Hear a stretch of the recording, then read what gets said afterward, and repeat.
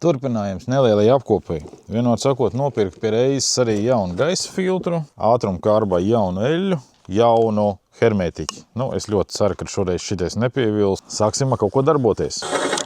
Nomainīsim gaisa filtru, vai ne?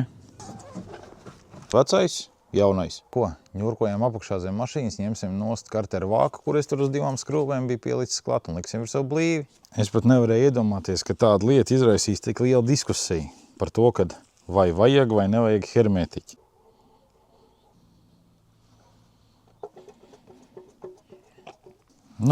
Burtiski 3 minūtes pagaidīšu un pēc tam centīšos iedžiglēt viņu vietā. Godīgi, bišķiņ nočakarējies esmu, bet visā visumā viss ir kārtībā. Nomainīja ātrumkārbā eļļu. It kā pēc grāmatas un pēc visiem manuāļiem viņi skaitās kā lifetime oil, kad viņi nav jāmaina. Bet veči, es nezinu. Šitādā krāsā viņi ir pārvērtusies.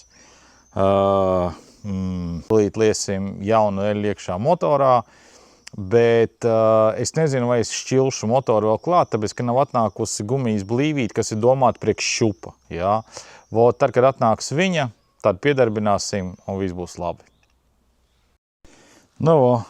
Haubi cieti, un lai nav nekādu lieko šito te iegribīšu pašreiz izzināties ar jaunajām eļļām, šodien ar šito beigšu.